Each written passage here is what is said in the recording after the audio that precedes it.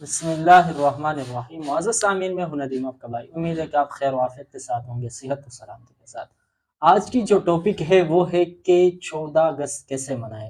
معزز سامعین، ہمارے اس ملک کے پاکستان میں اگر دیکھا جائے تو 4 طرح کے لوگ، 4 طبقات کے لوگ یہاں رہ رہے ہیں۔ ایک طبقے کے لوگ وہ ہے جو پاکستان میں رہتے ہوئے ان کو ایران زیادہ عزیز ہے۔ دوسرا طبقہ وہ ہے جو پاکستان میں رہتے ہوئے ان کو افغانستان زیادہ عزیز ہے۔ تیسرا طبقہ وہ ہے جو پاکستان میں رہتے ہوئے ان کو امریکہ زیادہ عزیز ہے۔ چوتھا طبقہ وہ ہے جو پاکستان میں رہتے ہوئے پاکستان ان کو عزیز ہے، وہ پاکستان کی مفاد کو، ملک کی مفاد کو اپنی ذاتی مفاد پر ترجیح دیتے ہیں۔ یہ اس قسم کے لوگوں کو اس 14 اگست میں خوشی کس طرح منانا چاہیے؟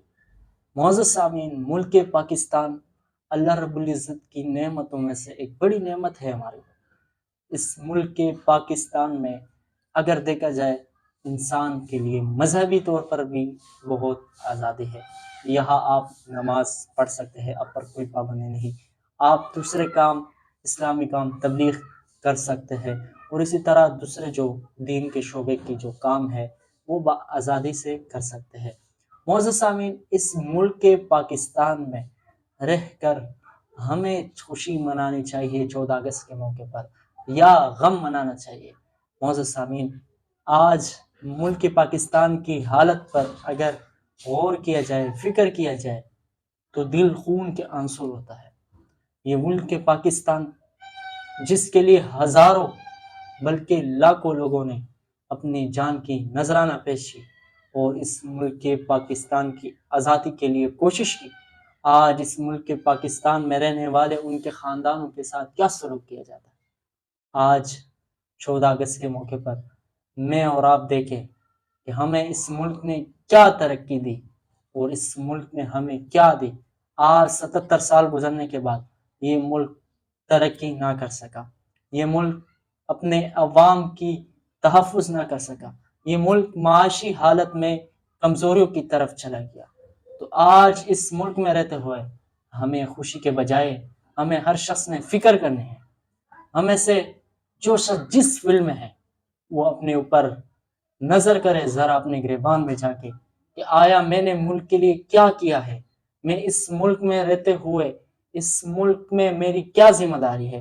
آج ہمارے معاشرے کی، آج ہمارے ملک پاکستان کی ناکامی کی سب سے بڑی وجہ ہے کہ آج کے حکمران اپنی حکمرانی میں ناکام ہو چکے ہیں، آج کی پارلیمانی نظام ناکام ہو چکا ہے، آج کی عدالتی نظام ناکام ہو چکا ہے۔ اس کی بڑی وجہ یہ ہے کہ ہم میں سے ہر ایک فرد نے اپنی ذمہ داری کو ادا نہیں کیا ہے۔ اس ملک کے پاکستان میں رہتے ہوئے ہم میں سے ہر شخص جس شعبے سے ہے، آج سے ہم ارادہ کریں کہ آج سے ہم اس ملک میں رہتے ہوئے ہم جس شعبے میں ہیں ہم اس میں پوری طرح سے کوشش کریں گے اور اپنی ذمہ داری کو پوری طریقے سے ادا کریں گے۔ انشاءاللہ امید ہے کہ یہ ملک پاکستان پھر ترقی کے راہوں پر گامزن ہوگا، پھر اس ملک میں ترقی آئے گی۔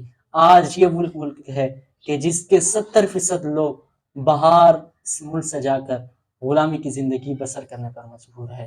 اس ملک کی عوام کی حالت کو اگر دیکھا جائے، ایک طرف عوام پر ظلم کیا جا رہا ہے اور دوسری طرف وہ لوگ ہیں جن کو سہولتیں دی جا رہی ہے۔